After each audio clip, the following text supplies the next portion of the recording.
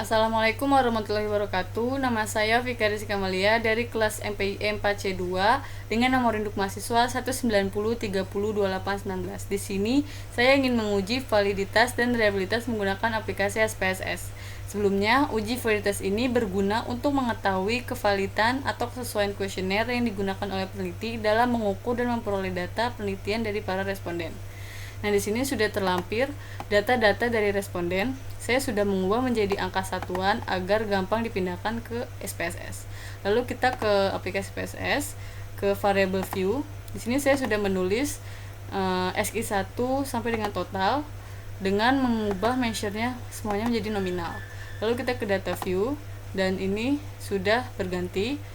Mengklik tabel yang atas lalu pindah ke Excel kembali dengan memblok semua data koefisien yang tertera. Lalu kita copy dan paste di sini. Nah, ini sudah berpindah datanya. Pertama itu kita menguji validitas dengan tabel. Kita klik analyze, scale, lalu reliability analyze. Di sini saya sudah memindahkan dari tabel kiri ke tabel items.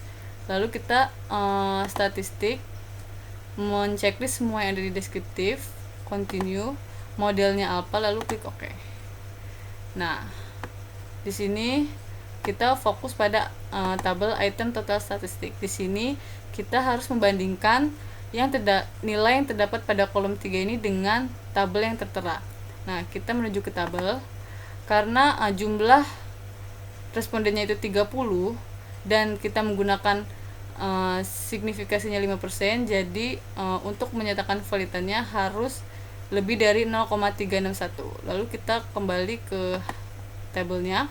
Di sini di kolom 3 ini secara jelas terlihat bahwa semua nilainya lebih dari 0,361. Berarti untuk item total statistiknya dinyatakan valid. Dan yang kedua, kita menguji kevalidan dengan metode CFH dengan mengklik analyze, lalu dimension reduction, terus klik faktor. Di sini juga saya sudah memindahkan SQ1 sampai SQ7 tanpa total ke kolom variable, lalu mengklik deskriptif dengan menceklis KMO dan juga anti-image. Continue dan klik OK. Nah, pertama kita fokus pada tabel KMO. Di sini untuk menyatakan kevalidan harus nilai KMO-nya ini lebih dari 0,5. Nah, di sini sudah jelas bahwa nilai KMO pada tabel tersebut adalah 0,813, berarti lebih dari 0,5 dan dinyatakan valid. Dan lalu kita ke tabel anti-match matrix. Di sini kita fokus pada nilai yang ada faktor A-nya. Ini sudah tertera dalam bentuk diagonal. Sama seperti KMO dinyatakan valid apabila lebih dari 0,5. Nah, di sini sudah terlihat secara jelas bahwa nilai yang ada faktor A-nya itu lebih dari 0,5. Jadi untuk anti-image matrixnya juga dinyatakan valid. Jadi untuk metode CFH ini dari dua tabel ini dinyatakan valid. Dan yang ketiga, kita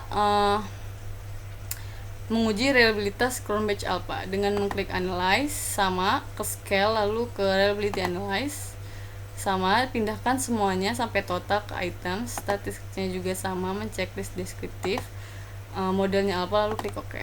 Nah, di sini kita fokus pada tabel kecil yaitu reliability statistik. Di sini berbeda, kita harus melihat Cronbach alpha-nya agar dinyatakan valid harus lebih dari 0,6. Di sini terlihat bahwa Cronbach alpha pada tabel ini adalah 0,799, berarti lebih dari 0,6. Jadi untuk reliability statistiknya Cronbach alpha ini dinyatakan valid. Nah, demikian uji validitas dan reliabilitas menggunakan aplikasi SPSS.